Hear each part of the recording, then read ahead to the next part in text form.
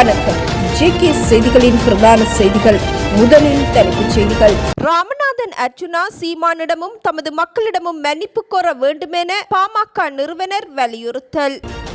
திருமணத்திற்கு முன்பாக இரத்த பரிசோதனை செய்வது அவசியம் என அறிவிப்பு.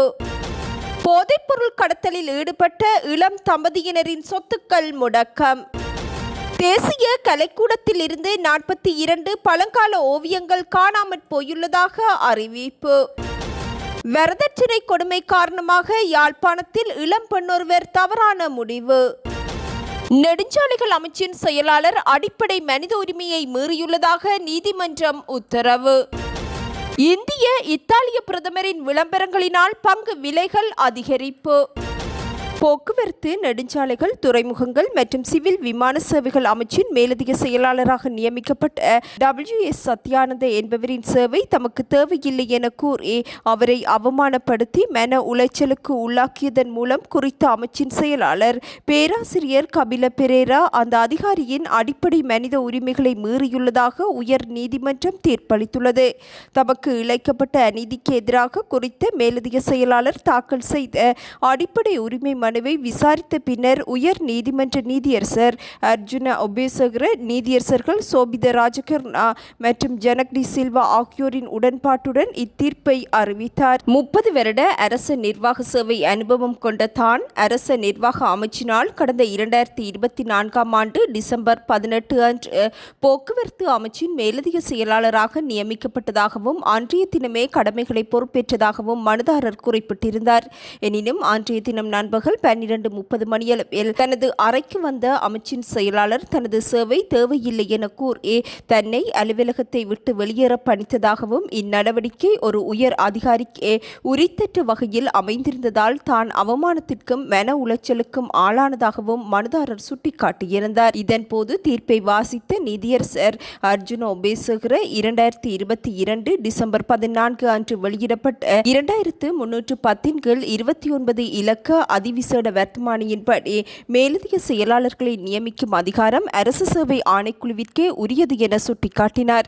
சட்டப்பூர்வமான அரசு அதிகாரியின் முடிவுகளில் தலையிடுவது அல்லது அழுத்தம் கொடுப்பது தண்டனைக்குரிய குற்றமாகும் எனவும் குறிப்பிட்ட நீதிமன்றம் அரசு சேவை ஆணைக்குழுவின் அதிகாரத்தில் தலையிட்டதன் மூலம் செயலாளர் சட்டத்தின் ஆட்சியை பலவீனப்படுத்தியுள்ளதாகவும் குறிப்பிட்டார்.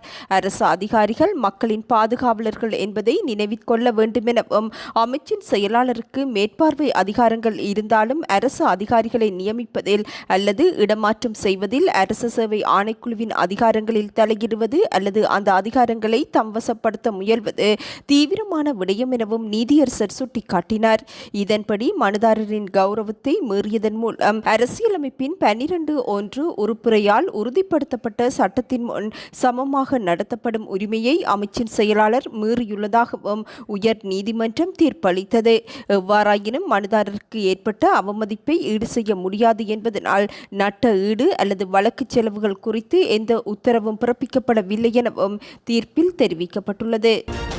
செப்டம்பர் மாதம் வரை மின்சார கட்டணத்தை உயர்த்துவதற்கு பொது பயன்பாடுகள் ஆணைக்குழுவிடம் எவ்வித கோரிக்கையும் முன்வைக்கப்பட மாட்டாது என துறைமுக சிவில் விமான சேவைகள் மற்றும் எரிசக்தி அமைச்சர் அருண கருணாதிலக்க தெரிவித்துள்ளார். நாடாளுமன்றில் இன்று ரவி கருணாநாயக்க எழுப்பிய வாய்மூல வினாவிற்கு பதிலளிக்கும் போதே அமைச்சர் இதனை குறிப்பிட்டார். இறுதியாக மேற்கொள்ளப்பட்ட மின்சார கட்டண திருத்தத்தின் நேரடி தாக்கம் 180 அலகுகளுக்கு மேல் மின்சாரத்தை பயன்படுத்தும் நுகர்வோருக்கே ஏற்பட்டுள்ளதாகவும் ஏனைய நுகர்வோருக்காக 15 பில்லியன் ரூபாய் மானியத்தை அரசாங்கம் வழங்கியதாகவும் அமைச்சர் தெரிவித்துள்ளார். நாட்டின் குறுக்கே தென்மேற்கு பருவமழை படிப்படியாக நிலை பெற்று வருவதாக வளிமண்டலவியல் திணைக்களம் அறிவித்துள்ளது. மேல் சப்ரகமுவ மற்றும் வடமேல் மாகாணங்களிலும் காலி, மாத்தறை, கண்டி மற்றும் நுவரெலியா மாவட்டங்களிலும் அவ்வப்போது மழை பெய்யும் என எதிர்பார்க்கப்படுகின்றது. சில இடங்களில் 50 மில்லிமீட்டருக்கும் அதிகமான ஓரளவு பலத்த மழை எதிர்பார்க்கப்படுகின்றது. வட மாகாணத்திலும் அனுராதபுரம் மாவட்டத்திலும் மழை பெய்ய வாய்ப்புள்ளது. ஊவா மாகாணம், மட்டக்களப்பு மற்றும் அம்பாறை மாவட்டங்களின் சில இடங்களில் பிற்பகல் 2 மணிக்கு பின்னர் மழை அல்லது இடியுடன் கூடிய மழை பெய்யும் எனவும் திணைக்களம் அறிவித்துள்ளது. எவ்வாறாயினும் இடியுடன் கூடிய மழையின் போது தற்காலிகமாக வீசும் பலத்த காற்று மற்றும் மின்னல் தாக்கங்களினால் ஏற்படக்கூடிய விபத்துக்களை குறைத்துக் கொள்ள தேவையான முன்னெச்சரிக்கை நடவடிக்கைகளை மேற்கொள்ளுமாறும் பொதுமக்கள் அறிவுறுத்தப்பட்டுள்ளனர். வரதட்சணை கொடுமை காரணமாக இளம்பெண் ஒருவர் நேற்று தவறான முடிவெடுத்து தனது உயிரை மாய்த்துள்ளார். யாழ்ப்பாணம் நாவாந்துறையைச் சேர்ந்த ஜெயச்சந்திரன் ஜென்சி என்ற 19 வயதுடைய பெண் ஒருவரே இவ்வாறு உயிரிழந்துள்ளதாக போலீசார் தெரிவித்துள்ளனர். உயிரிழந்த பெண் 2 வருடங்களாக காதலித்து வந்த நபரை கடந்த 4 மாதங்களுக்கு முன்னர் திருமணம் செய்துள்ளார். எனினும் அப்பெண்ணை கணவனின் தாயார் மருமகளாக ஏற்றுக்கொள்ளவில்லை. தொடர்ந்தும் 25 பவுன் தங்க நகையும் ஒரு வீட்டையும் வரதட்சணையாக வழங்குமாறு கோரி கணவனின் தாயார் அப்பெண்ணை தொடர்ந்தும் வலியுறுத்தியுள்ளார். இதனிடையே பாதிக்கப்பட்ட பெண்ணின் குடும்பம் பொருளாதார ரீதியாக பின்தங்கிய குடும்பம் என்பதனால் அவர்களால் கோரப்பட்ட வரதட்சணையை வழங்க முடியாமல் போனது. இந்நிலையில் தனது மகனை வெளிநாட்டுக்கு அனுப்ப கணவனின் தாயார் முயற்சித்த நிலையில் தனது கணவனை வெளிநாட்டிற்கு அனுப்ப வேண்டாம் என அப்பெண் கோரியுள்ளார். எனினும் தனது தாயார் கேட்ட வரதட்சணையை தராவிட்டால் தான் வெளிநாட்டிற்கு செல்வேன் என கணவர் கூறியுள்ளார். இதனால் மன உளைச்சலுக்கும் விரக்திக்கும் உள்ளான அப்பெண் நேற்று காலை தவறான முடிவெடுத்து தனது உயிரை மாய்த்துள்ளமை விசாரணைகளில் கண்டறியப்பட்டுள்ளது.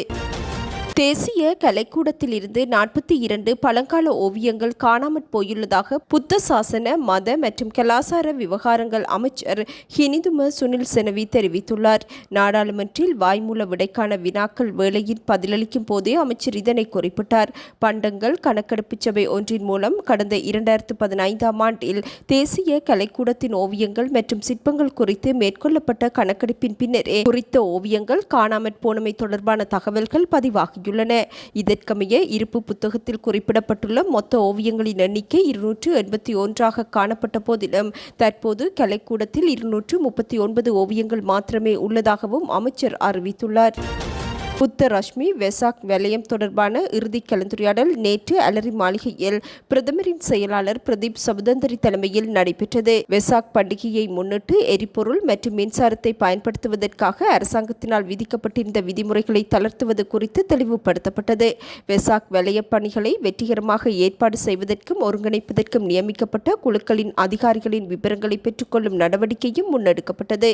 தற்போது நிலவும் நெருக்கடி நிலை காரணமாக கடந்த வருடங்களுடன் ஒப்பிடுகையில் இம்முறை எரிபொருள் மற்றும் மின்சாரத்தை சிக்கனமாக பயன்படுத்துவதற்கு தீர்மானிக்கப்பட்டுள்ளது.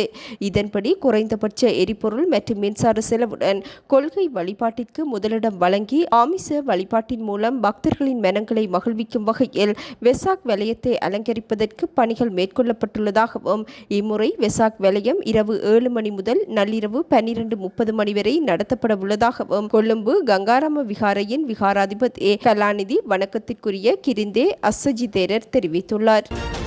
உடனடி பண பரிமாற்ற முறைகளை பயன்படுத்தி போதைப்பொருள் கடத்தலில் ஈடுபட்டு வந்த தம்பதியினரின் சொத்துக்கள் முடக்கப்பட்டுள்ளன. சட்டவிரோத சொத்துக்கள் விசாரணை பிரிவினரால் பணச்செலவை தடுப்புச் சட்டத்தின் கீழ் மேற்கொள்ளப்பட்ட நீண்டகால விசாரணைகளின் பின்னரே இந்நடவடிக்கை எடுக்கப்பட்டுள்ளதாக போலீசார் தெரிவித்துள்ளனர். பொரலை பேஸ்லைன் வீதி ஸ்ரீசர உயன என்ற முகவரியில் வசிக்கும் இத்தம்பதியினர் 2017ஆம் ஆண்டு முதல் இதுவரையான காலப்பகுதியில் போதைப்பொருள் கடத்தலில் ஈடுபட்டு வந்துள்ளமை கண்டறியப்பட்டுள்ளது. சந்தேக நபர்கள் இதன் மூலம் கிடைத்த பணத்தை பெண் சந்தேக நபரின் தாயாரது வங்கிக் கணக்கில் வைப்பிலிட்டுள்ளனர். அத்துடன் பெண் சந்தேக நபர் சட்டவிரோதமாக உழைத்த பணத்தை பயன்படுத்தி ஆத்துருகிரிய ஒருவெல சார்ந்த லோகாகம் கொரதொட்ட 8வது குறுகிய வீதியில் அமைந்துள்ள 6 பேர்ச் காணியையும் அதில் கட்டப்பட்டுள்ள வீட்டையும் கடந்த 2023ஆம் ஆண்டு டிசம்பர் மாதம் சுமார் 300 லட்சம் ரூபாய் பணத்திற்கு வாங்கியுள்ளமை கண்டறியப்பட்டுள்ளது.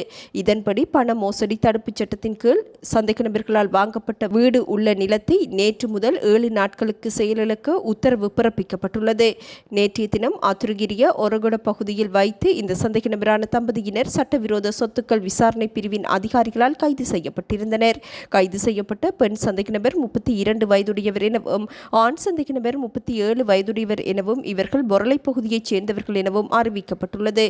போதைப் பொருள் கடத்தல் மூலம் சம்பாதித்த பணம் வைப்பிலிடப்பட்டுள்ளதாக சந்தேகிக்கப்படும் ஆண் மற்றும் பெண் சந்தேக நபர்களினதும் பெண் சந்தேக நபரின் தாயாரினதும் பெயரில் உள்ள 6 வங்கிக் கணக்குகள் தொடர்பிலும் ஆண் சந்தேக நபரின் பெயரில் வாங்கப்பட்டுள்ள சொகுசு கார் ஒன்று தொடர்பிலும் சட்டவிரோத சொத்துக்கள் விசாரணை பிரிவு மேலதிக விசாரணைகளை மேற்கொண்டு வருவதாக போலீஸ் ஊடக பிரிவு அறிவித்துள்ளது.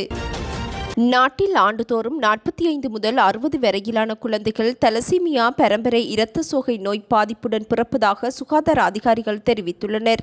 தற்போது பதிவாகும் நோயாளிகளின் எண்ணிக்கை ஒப்பீட்டளவில் குறைவாக இருந்தாலும் எதிர்காலத்தில் இந்த மரபணு குறைபாடு சீராக அதிகரிப்பதற்கான ஆபத்து உள்ளதாக சுகாதாரத்துறை எச்சரித்துள்ளது. 8ஆம் தேதி அனுசரிக்கப்படும் சர்வதேச தலசீமியா தினத்தை முன்னிட்டு நடத்தப்பட்ட ஊடக சந்திப்பின் போதே இத்தகவல்கள் வெளியிடப்பட்டுள்ளன.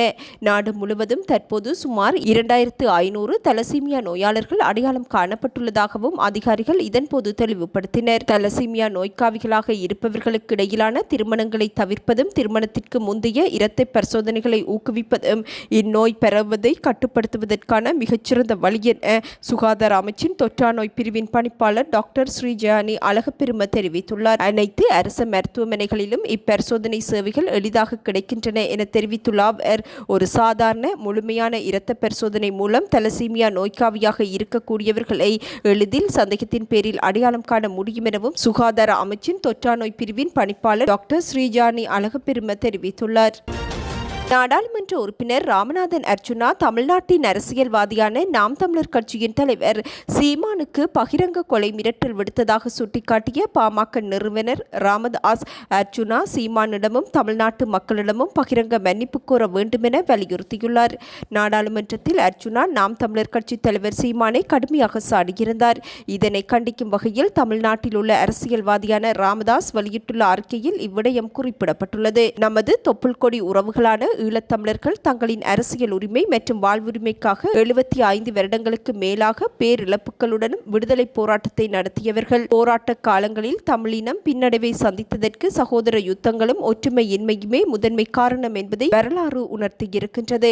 இத்தகைய சூழலில் இலங்கை நாடாளுமன்ற உறுப்பினர் ராமநாதன் அர்ச்சுனா சமீபத்தில் நாம் தமிழர் கட்சியின் தலைமை ஒருங்கிணைப்பாளர் தம்பி சீமானை குறிவைத்து ஆயுதம் இருந்திருந்தால் சுட்டிருப்பேன் என பகிரங்கமாக கொலை மிரட்டல் விடுத்து தரக்குறைவாக பேசியிருப்பது ஜனநாயக மரபுகளுக்கு முற்றிலும் எதிரானது. தமிழ்நாட்டில் தமிழ் தேசிய அரசியல் வளர்வதை சகித்துக் கொள்ள முடியாத தீய சக்திகளின் ஏவலாளியாக செயற்பட்டு தமிழர் ஒற்றுமையை குலைக்க துடிக்கும் இத்துரோக அரசியலை தமிழினம் ஒருபோதும் அனுமதிக்காது. அண்டை நாட்டின் நாடாளுமன்ற உறுப்பினர் ஒருவர் இவ்வாறு பேசுவதை சம்பந்தப்பட்ட அரசாங்கங்கள் வேடிக்கை பார்ப்பது கண்டனத்திற்குரியது. எனவே ராமநாதன் அர்ச்சுனா தனது ஜனநாயக விரோத பேச்சினை உடனடியாக திரும்ப பெற்று தம்பி சீமானிடமும் தமிழ்நாட்டு மக்களிடமும் பகிரங்க மன்னிப்பு கோர வேண்டும் என வலியுறுத்துவதாக பாமக நிறுவனர் ராமதாஸ் வெளியிட்டுள்ள அறிக்கையில் வலியுறுத்தப்பட்டுள்ளது. இந்திய பிரதமர் நரேந்திர மோடி மற்றும் இத்தாலிய பிரதமர் ஜார்ஜியா மெலனி ஆகியோரை இணைத்து இணையத்தில் பரவிய மெலடி மிட்டாய் குறித்த வீடியோ காரணமாக இந்திய பங்குச்சந்தையில் பட்டியலிடப்பட்டுள்ள பார்லே இண்டஸ்ட்ரீஸ் நிறுவனத்தின் பங்கு விலைகள் தொடர்ந்து 2வது நாளாகவும் உயர்வடைந்துள்ளன. இந்த விலை உயர்வுக்கு காரணமான புகழ்பெற்ற மெலடி மிட்டாய் உட்பட பல பிரபலமான உணவுப் பொருட்களை தயாரிப்பது பார்லே புரொடக்ட்ஸ் என்ற பொது வழியில் பட்டியலிடப்படாத நிறுவனமாகும். பங்குச்சந்தையில் பட்டியலிடப்பட்டுள்ள பார்லே இண்டஸ்ட்ரீஸ் நிறுவனத்திற்கும் இந்த மிட்டாயை தயாரிக்கும் நிறுவனத்திற்கும் இடையே எந்தவொரு வணிக ரீதியான தொடர்பும் இல்லை என்பதுடன் அது வெறும் பெயரில் மாத்திரமே ஒற்றுமையை கொண்ட வேறொரு நிறுவனம் எனவும் அறிவிக்கப்பட்டுள்ளது. எனினும் முதலீட்டாளர்கள் பெயரில் உள்ள ஒற்றுமை காரணமாக தவறாக புரிந்து கொண்டு அந்நிறுவனத்தின் பங்குகளை வாங்குவதற்கு பலர் முன்வருவதாகவும் அறிவிக்கப்பட்டுள்ளது. இந்திய பிரதமர் நரேந்திர மோடி இத்தாலிய பிரதமருக்கு பார்லே மெலடி மிட்டாய் பாக்கெட் ஒன்றை பரிசாக வழங்கும் வகையில் சமூக ஊடக பதிவு ஒன்று கடந்த புதன்கிழமை இணையம் முழுவதும் பரவியிருந்தது. இதனுடன் ஏற்பட்ட அதிர்வலைகள் காரணமாக முதலீட்டாளர்கள் பார்லே இண்டஸ்ட்ரீஸ் நிறுவனத்தின் பங்குகளை பெருமளவில் வாங்கியுள்ளனர். அன்றைய தினமே அந்நிறுவனத்தின் பங்கு விலை 5% உயர்வடைந்தது. இதன்படி புதன்கிழமை அன்று 5.25 இந்திய ரூபாவாக இருந்த ஒரு பங்கின் விலை வியாழக்கிழமை 5.51 ரூபாவாக உயர்வடைந்துள்ளது. கடந்த 2 வர்த்தக அமர்வுகளில் மாத்திரம் இந்நிறுவனத்தின் பங்கு விலை ஒட்டுமொத்தமாக 10% வளர்ச்சியை காண்பித்துள்ளமை குறிப்பிடத்தக்கது. இத்துடன் இன்றைய எமது பிரதான செய்திகள் நிறைவடைகின்றன. நமது அடுத்த பிரதான செய்திகளை நாளை எதிர்பாருங்கள். வணக்கம்.